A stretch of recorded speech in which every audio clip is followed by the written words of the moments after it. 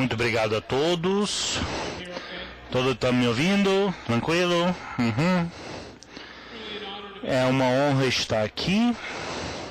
Desculpe por atrapalhar o seu coffee break. Eu gostaria de começar contando uma história sobre da onde que eu vim.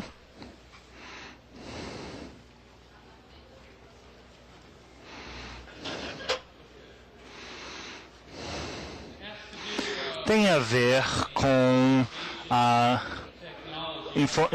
revolução de tecnologia de informação que vimos nas últimas 2 décadas.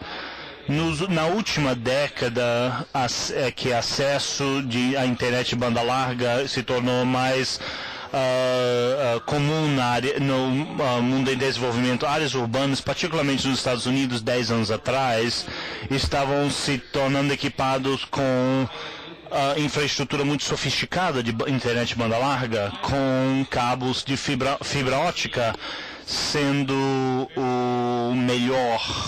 a melhor da tecnologia. No entanto, nas áreas rurais, com baixa densidade populacional, eles estavam sendo deixados para trás. Isso criou o que foi chamado de divisão digital, a divisão entre regiões onde tem acesso à banda larga e as regiões que não o têm. Eu moro na Carolina do Norte, na costa leste dos Estados Unidos, lá.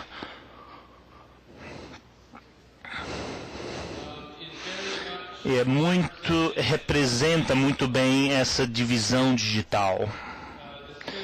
A parte central do estado é onde a maioria da população mora. É muito urbanizada e, de novo, a infraestrutura de banda larga existe já faz muito tempo. Eu vou estar falando sobre a porção oeste do estado. Esta área é onde as montanhas esfumaçadas, Smoky Mountains, é muito rural e tem baixa densidade populacional. Essa cadeia de montanhas. Isto é uma foto desse local, na área montanhosa. Isso seria uma cidade típica no oeste da Carolina do Norte. Isso é uma cidade chamada Silva, e com apenas poucos milhares de residentes, de moradores. Os 7 condados ou municípios nessa região estavam no lado errado dessa divisão digital, sofreram. Eles também é uma região muito montanhosa, que quando você adiciona isso, para eles terem baixa densidade populacional, serem área rural e também as montanhas, fez com que o investimento na infraestrutura de banda larga parecer inviável. A ideia que o setor privado iria investir nessa região era pouquíssima chance disso acontecer. Então, para lidar com esse problema, uma parceria público-privada foi formada em 2003 entre um governo de uma tribo indígena, uma empresa de setor privado de tecnologia do Estado e muitos outros atores para instalar o que é chamado de uma espinha dorsal de fibra ótica na região. Tendo essa espinha dorsal, vai beneficiar tanto a tribo e os negócios locais, mas também providenciar infraestrutura crítica de banda larga para a região inteira. Mas instalar essa rede fibra ótica era uma coisa, mas conectar as pessoas que precisavam usar a ela era outra coisa completamente. E isto é o que é chamado do problema, o problema da milha do meio. Quando você tem a infraestrutura perto, mas você ainda tem muitas montanhas ou muito terreno para transpor. isso pode representar uma barreira enorme para poder utilizar essa estrutura. Então, nessa região, de novo, tem 7 municípios, 7 condados, tem 70 escolas. Nós chamamos isso de jardim de infância até o 12º ano. E também tinha algumas faculdades, então você tinha 70 escolas e outras faculdades nessa área. E eles todos desesperadamente queriam conexão internet em banda larga. Mas esse problema da milha do meio fez com que conectá-los parecer um desafio que não podia ser vencido. Mais ou menos nessa época, tinha um homem chamado Bill Gibson, que era o diretor de um órgão de planejamento regional, chamado a Comissão do Sudoeste. E o Bill se tornou ciente de um programa de bolsa no nível estadual para apoiar a tecnologia nas escolas. E o Bill estava envolvido na parceria público-privada para desenvolver a estrutura já existente de banda larga. Ele sabia o valor da conectividade seria muito grande para essas escolas. E ele também tinha um bom relacionamento profissional com outro homem chamado Roger Metcalf, que era o equivalente dele em outra organização regional que servia às escolas. Então, esses dois homens se juntaram e conversaram, e eles viram uma oportunidade para cooperação. E o que aconteceu nos anos seguintes é uma história impressionante que eu não tenho tempo para entrar em todos os detalhes, mas uma história de cooperação entre o setor público e o setor privado, entre 6 governos municipais e um governo tribal, entre várias universidades e também entre todas essas organizações e muitas organizações filantrópicas também. E essas organizações se juntaram com a assistência facilitadora de Roger Metcalf e Bill Gibson. Aqui é uma foto dos dois. E eles formaram essa parceria para ajudar a conectar todos os 70 escolas e as faculdades para essa infraestrutura de fibra ótica. E até 2011, todas as 70 escolas nessa região foram conectadas. E além do mais, eles criaram uma rede das escolas, de todos esses parceiros, para focar em capacitação, para usar essa tecnologia de banda larga, para melhorar a pedagogia e o aprendizagem, e também para encorajar a atividade empreendedora nessa região. A organização que foi formada é chamada a Rede de Educação da Oeste da Carolina do Norte, o acrônimo WNC EdNet. O nome que ilustra tanto uma rede literal em termos de TI, mas também uma rede de pessoas e organizações que estão trabalhando juntos para maximizar o benefício de ter essa infraestrutura de banda larga. Essa história é um ótimo representante da ponta da lança da inovação do setor público nos Estados Unidos hoje.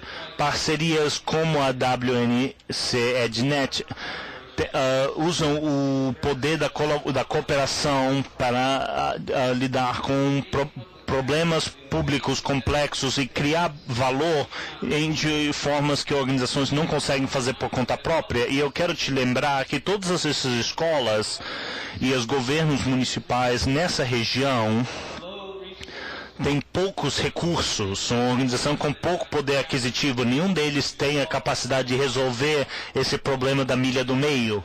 Não tinham nenhuma forma de poder tirar proveito dessa oportunidade, mas quando eles se juntaram, agora eles estão em uma posição, em vez de estar no lado errado da divisão digital, eles infraestrutura de TI que, na verdade, é mais avançado do que muitos das escolas urbanas, que é muito impressionante. Um recente relatório pelo professor Sandy Borens saiu sobre a inovação no setor público da Universidade de Harvard. E do que eles acharam naquele relatório, que colaboração interorganizacional seria parte da inovação nos anos adiante. Solução de problemas criativos no setor público requer colaboração interorganizacional, muito mais do que antes. E que colaboração não é uma forma muito comum de inovação, mas que a tendência, pelo menos nos Estados Unidos, que está se tornando sinônimo com inovação. Colaboração é inovação. Uma boa definição do tipo de colaboração que estamos fazendo agora é quando diferentes organizações e indivíduos trabalham juntos para conseguir fazer algo que não conseguiria ser feito tão bem ou de qualquer forma trabalhando em separado. Isso certamente é o caso dessa rede WNC EdNet. Nenhuma das organizações em si tinha capacidade de resolver aquele problema, mas quando eles se juntaram e falaram com outras ONGs, parceiros do setor privado, eles conseguiram fazer uma solução que funcionou para todos. Há 3 formas de colaboração do setor público. Como eu tenho estudado isso nos últimos 10 anos, que há 3 tipos gerais. O primeiro é o que nós chamamos interagências ou intergovernamental, em que você tem 2 ou mais agências públicas trabalhando juntos, colaborando para alcançar um objetivo. O segundo é o que nós chamamos de cross-sector, através de setores, em que público e privados trabalham com organizações não lucrativas para conseguir. E esse é bastante comum no setor público hoje em dia. O terceiro é o que a gente poderia chamar de colaboração de cidadã ou coprodução, em que cidadãos ou grupos comunitários se juntam para criar algo de valor. Na fala hoje de manhã, Cid falou isso. A gente chama isso de coprodução. Eu ouvi o termo cocriação hoje de manhã. A ideia é que você está saindo da sua organização e vai lidar com pessoas com os quais você normalmente serve ou você faz serviço para trabalhar e criar algo junto. E como eu falei, na WNC EdNet, essa parceria tem elementos de todas essas 3 formas de colaboração. Você tem 7 distritos escolares, 2 organizações de planejamento regionais, 3 universidades públicas, formando a rede central. Essa rede central aí fez parcerias com organizações filantrópicas e privadas para arrecadar o dinheiro necessário a conectar as escolas. E finalmente a parceria fez mais contatos para incluir professores e estudantes, criando comitês para ver como melhor usar essas tecnologias. Eles fazem sessões de treinamento, eles estão criando pequenas organizações por conta própria. Então essas 3 formas de colaboração estão evidentes nessa rede WNC. Então, o surgimento desse tipo de colaboração, o que eu chamo de governança colaborativa, e rever o papel da liderança governamental. Eu quero focar muito nesse aspecto da liderança. As noções tradicionais de liderança geralmente estão enraizadas em hierarquia. O líder é visto como se ele estivesse num limite hierárquico. Então aquele líder está encarregado de outras pessoas, que nós chamamos normalmente de seguidores. Líderes tradicionais, eles têm todas as respostas. E, novamente, é fixado nessa noção da liderança estar acima, no topo de uma hierarquia. Liderança colaborativa é sobre liderança atravessando fronteiras, em que ninguém realmente está encarregado. Em vez de ter seguidores, líderes colaborativos são facilitadores, eles ajuntam. Então, em vez de ter todas as respostas, eles ajudam a facilitar o diálogo entre as partes interessadas, que então gera soluções coletivas ou respostas coletivas a problemas comuns. Então, no meu resto do tempo eu quero falar alguns dos princípios dessa liderança colaborativa. E aí depois então falar das qualidades pessoais desses líderes. Então, o primeiro princípio é um termo que talvez não se traduza bem, que eu chamo de visão externa, que é olhar para fora. Em vez de olhar para dentro da sua organização, para as respostas, que você olhe para fora. Algumas vezes nós chamamos isso olhar para fora da sua caixinha. E olhando para fora da sua caixinha e ver o que outras organizações similares às tuas estão fazendo, isso às vezes é chamado de melhores práticas. E também é olhar fora da sua área funcional. Administradores públicos podem aprender muito em ver o que está acontecendo no setor privado. Não que você, da área pública, pode fazer o mesmo que o privado, você não pode adotar aquelas práticas, mas você pode adaptar aquelas práticas. Você pode ver elementos do que está acontecendo e adaptá-las. A outra forma de criar essa visão externa é comparar pesquisas e olhar a inovação em outros países. Não é só olhar para fora da sua caixa organizacional, mas até olhar fora da sua caixa cultural. Então, estudos comparativos estão se tornando bastante comuns nos campos da administração pública. Um excelente exemplo disso é a história que vocês todos estão familiares, que é orçamento participatório, que foi iniciado em Porto Alegre, no Brasil. 2 décadas atrás, Porto Alegre começou a experimentar com orçamento participatório e 20 anos depois, mais de 15 mil cidades, mundo afora, estão usando algum tipo de forma de orçamento participatório.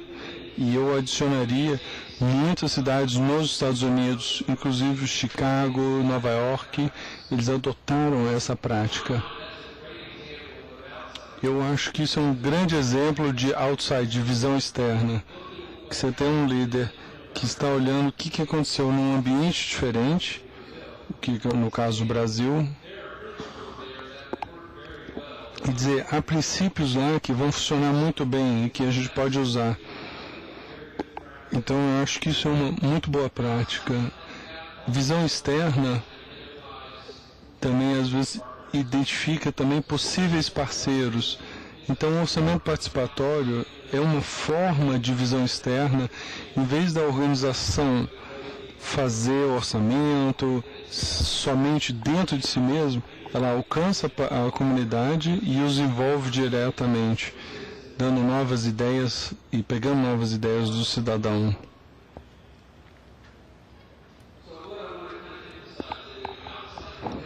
O que eu queria enfatizar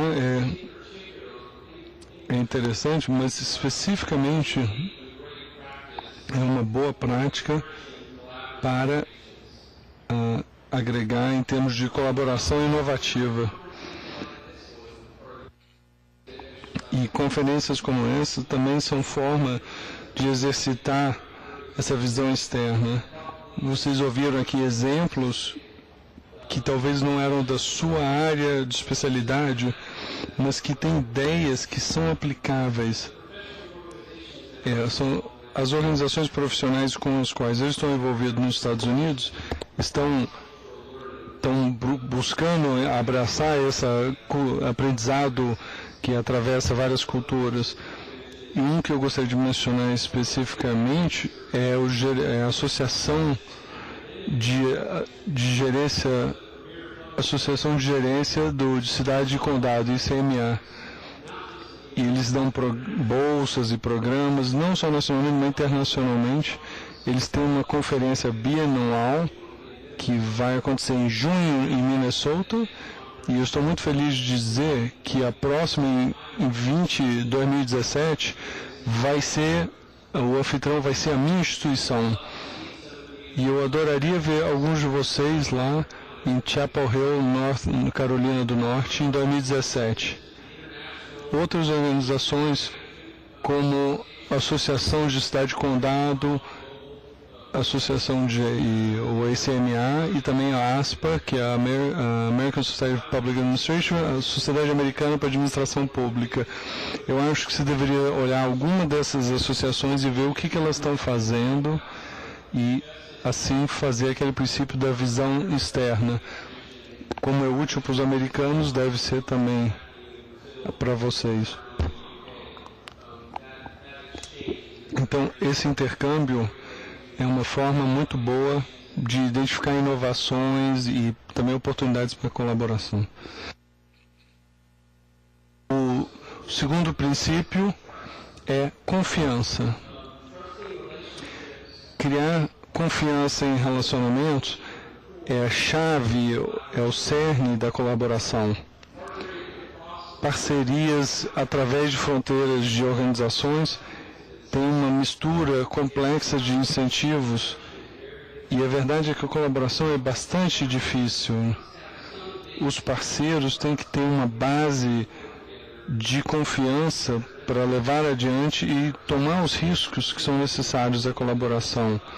E é importante saber que aquela confiança não é desenvolvida da noite para o dia. Então, no caso da WNC EdNet, duas organizações fronteiriças eram críticas para trazer as partes interessadas. E isso era uma chave para transformar os tipos de relacionamentos que eram importantes. Essas organizações fronteiriças são criadas para passar por cima de fronteiras jurisdicionais e para facilitar a colaboração. Na Carolina do Norte, eles criaram um conselho regional, que é um lugar que eles podem se encontrar e aprender um dos outros com os outros e desenvolver relacionamentos.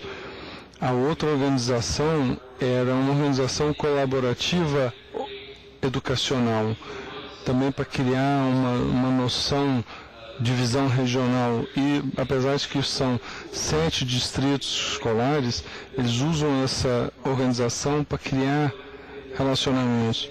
Então, no WNC EdNet, aquelas organizações já tinham alguma fundação de confiança, porque elas já estavam presentes e os líderes dessas organizações facilitaram o processo. Eles trouxeram para a mesa já várias coisas. E eu acho que é uma chave fundamental para o sucesso do projeto, que não é trazer estranhos para a mesa, mas trazer pessoas que já têm fundamentação, uma fundação de confiança. Em termos de construção de relacionamento, líderes colaborativos, ao nível individual, prestam muita atenção a isso. Então, eu escrevi um estudo de caso, sobre o Gibson, que é o líder dessa colaboração que eu mencionei, e ele usa um termo que ele chama de capital de relacionamento, que você constrói uma relação e tem a ver em aumentar a sua rede de contatos, desenvolver relacionamentos de confiança e sabendo que em algum momento que essas pessoas que você está lidando no futuro podem te beneficiar em uma parceria possível.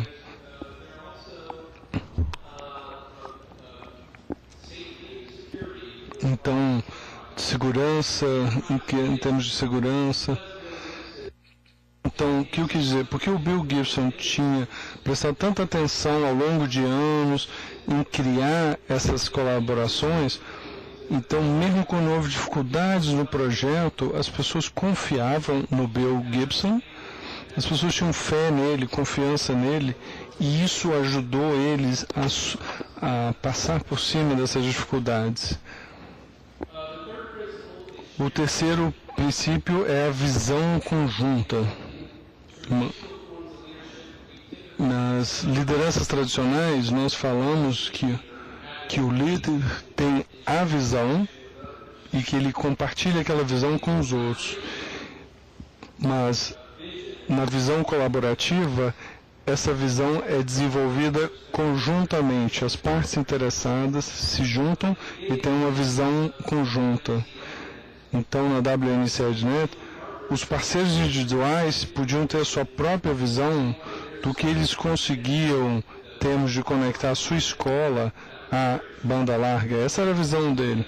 Mas quando se juntaram e colaborativamente e começaram a trabalhar juntos, uma visão maior começou a surgir em construir essa rede que seria não somente conectando fibra ótica, mas também criar uma rede de pessoas que duraria ao longo do tempo.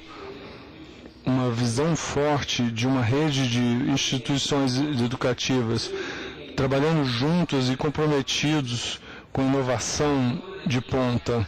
Então, uma das chaves, tarefas-chaves, é ajudar as pessoas a ter essa visão compartilhada, porque essa visão compartilhada vai manter eles motivados e unidos. E o último princípio é o que nós chamamos o poder das pequenas vitórias.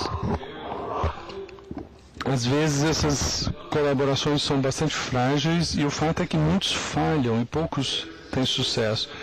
Então tem um ditado que diz que sucesso gera mais sucesso. E isso é o que essas pequenas vitórias são. Grupos colaborativos, se conseguirem qualquer coisa, aquilo já dá um sentimento que eles podem conseguir fazer mais coisa. Então, quando você está falando de projetos, sobre inovação e projetos pilotos, projetos pilotos são uma oportunidade de criar pequenas vitórias, faz uma escala pequena e aí funciona, e aí as pessoas têm a impressão de que podem fazer mais. Psicólogo Carl Weick diz que pequenas vitórias revelam um padrão que pode atrair aliados, impedir oponentes e abaixar resistência a propostas subsequentes. Então, no oeste da Carolina do Norte, aquela ideia das escolas se juntarem para ter uma banda larga e usar efetivamente não era algo que se podia fazer de uma forma, demorou muitos anos. O grupo teve que se juntar e gerar essas pequenas vitórias para manter todo mundo comprometido e na mesa e para chegar naquele objetivo maior que era a conexão das escolas. Então, esses 4 princípios: outside, visão externa, construção de relação, visão conjunta e pequenas vitórias, são as características do sucesso de colaborações do setor público. Essas colaborações são a forma primária de inovação no setor público. Eles produzem valor muito além das organizações que poderiam agir sozinhas. Então, no meu último minuto, eu gostaria de falar sobre as qualidades pessoais da visão de líderes colaborativos. É algo que eu tenho estudado nos últimos anos e eu queria diferenciar o que é que distingue líderes colaborativos de outros. Estamos falando mais dos seus conjuntos de atributos. O primeiro é o que eu chamo uma paixão pelo bem público. Líderes colaborativos genuinamente querem resolver problemas públicos e de outras formas eles querem criar valor público. É lá que a paixão deles está. O outro é o pensar em termos de sistemas. Líderes colaborativos conseguem ver as árvores e a floresta. Eles têm essa visão externa e usam regularmente. Quando eles veem um problema, eles veem um sistema complexo de diferentes atores e eles são muito bons de identificar quem tem que estar na mesa em termos de conversa e em termos de relacionamentos. E o último é empreendedorismo. Eles têm que ter empreendedorismo, que eles não estão satisfeitos com o status quo, que eles estão confortáveis em tomar risco e sair da sua área de conforto. Eles estão abertos à mudança e estão dispostos a entrar no desconhecido para ver as oportunidades colaborativas. Finalmente, líderes colaborativos são humildes. Sua paixão pelo bem público é maior do que sua necessidade por receber o crédito ou receber fama. Eles são felizes em compartilhar o crédito pelas realizações com seus parceiros. E isso é uma das coisas muito legais de se observar no caso da Carolina do Leste e da Carolina do Norte, é que os líderes envolvidos, eles realizaram algo muito incrível. Essa área rural, nas montanhas da Carolina do Norte, tendo os melhores infraestruturas de TI de qualquer lugar do estado. É uma realização incrível, mas eu acho que a maioria das pessoas nem sabem quem eles são. Eles são felizes de ficar anônimos e deixar o projeto receber a fama. E isso é muito impressionante e representa um tipo de humildade. Então, colaboração é o presente e é o futuro da inovação no setor público. Enquanto você mesmo procura ser mais inovativo e se desenvolver como líder de colaboração e inovação, eu espero que você considere os princípios que acabei de mencionar, bem como essas qualidades pessoais. E eu quero acabar te lembrando que o seu trabalho no setor público é importante, é muito importante. O trabalho que você faz impacta a qualidade de vida das pessoas, impacta o futuro das comunidades e estados e da nação.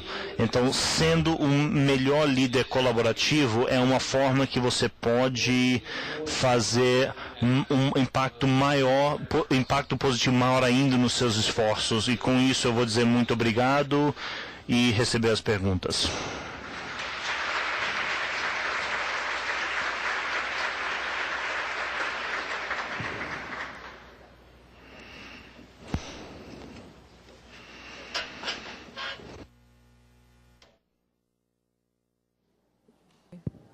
Oi. Agradecendo, então, ao nosso convidado. Mais uma vez, estamos aqui para... Abrimos para perguntas.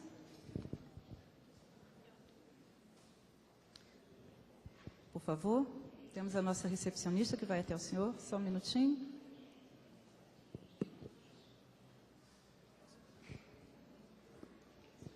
Só um minutinho. O microfone aqui para o participante, por gentileza.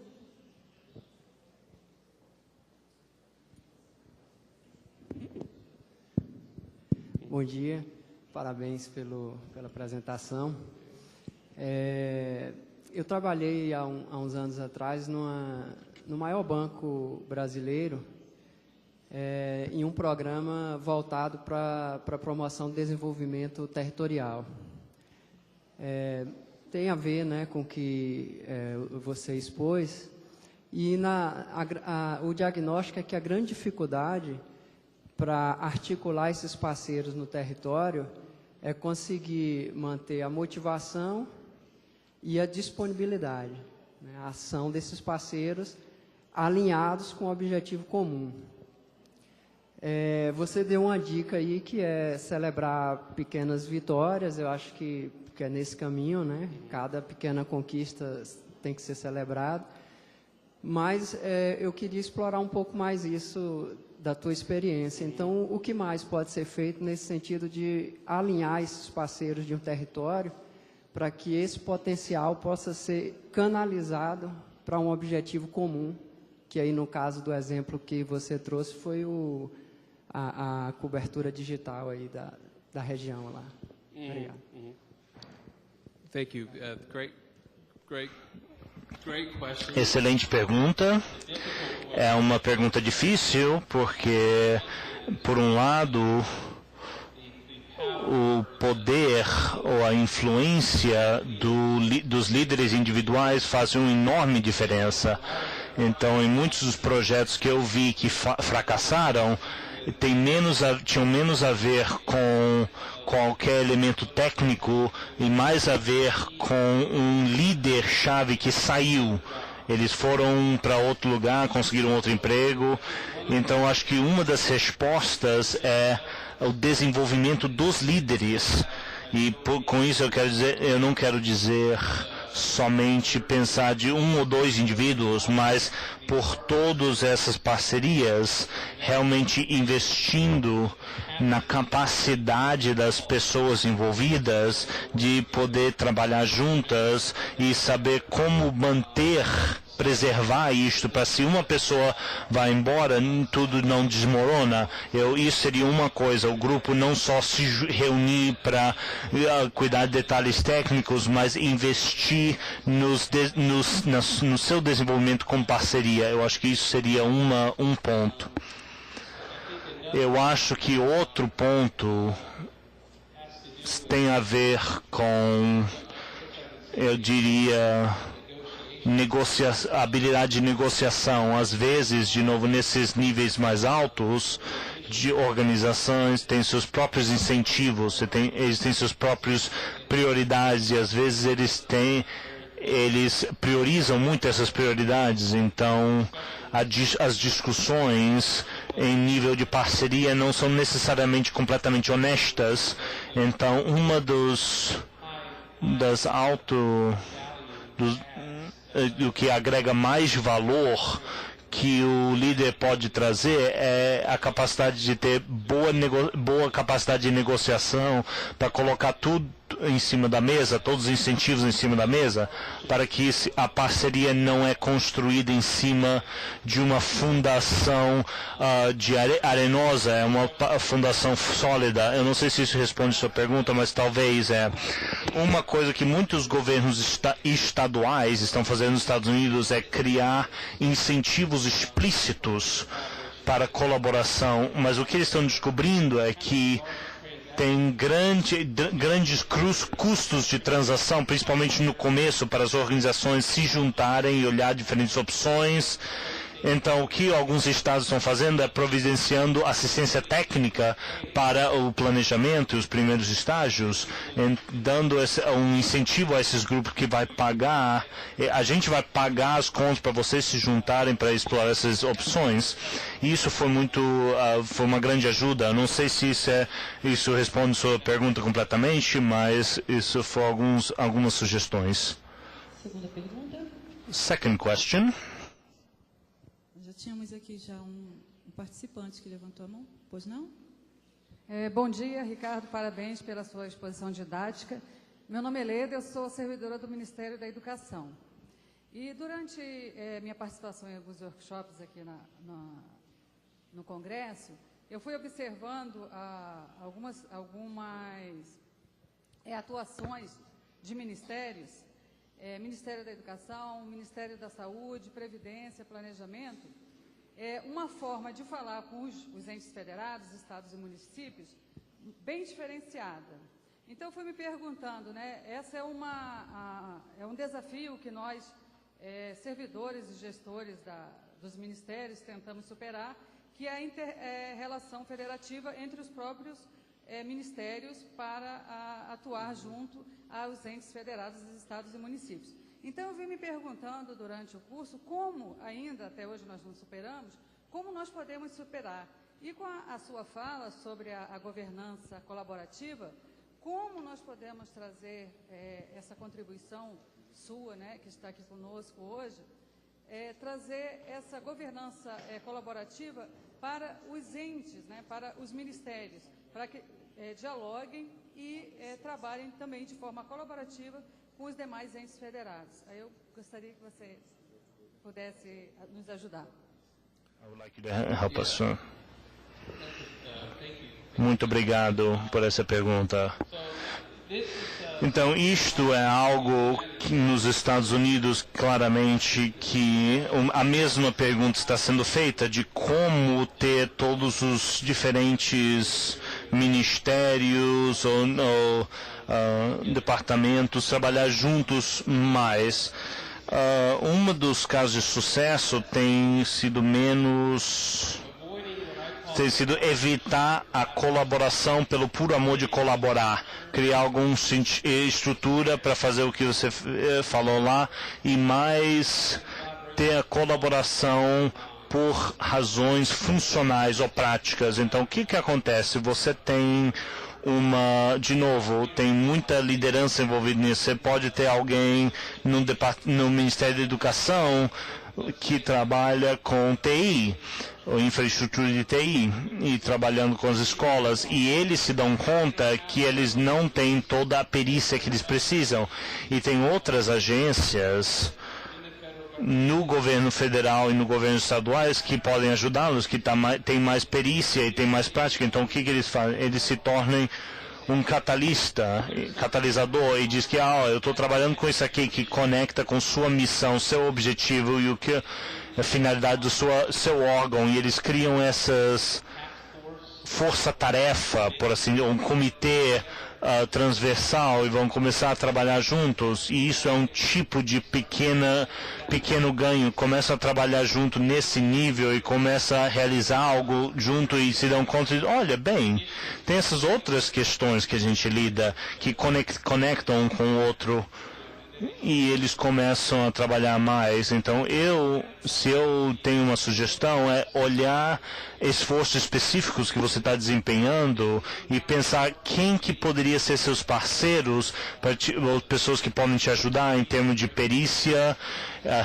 de regulamentação, normativa ou técnica, para fazer isso acontecer. Que o maior desafio aqui, que eu não mencionei muito, é quando você está dentro de uma organização, você tem mais a fazer do que você tem tempo para fazer. Tem todas essas prioridades. Então a colaboração pode ser vista como algo supérfluo, algo mais para fazer, mais trabalho para fazer. Então, quando é visto como algo que eu já estou fazendo, isso me ajuda a fazer melhor, então isso se torna mais incentivo para a cooperação, e é realmente achar essas áreas de convergência natural e construir em cima disso. Espero que isso responda a sua pergunta. Last question, please.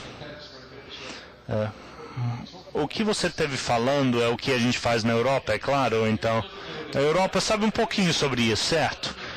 Mas coisas simples, de bom senso, são coisas importantes. Então, às vezes, falar isso soa óbvio, mas precisa fazer. Eu tinha duas perguntas, e uma você já respondeu, é o que é o papel no contexto de normativo financeiro. Você já me respondeu o que o governo locais ou as autoridades locais podem fazer para assegurar que isso acontece dentro de sua jurisdição.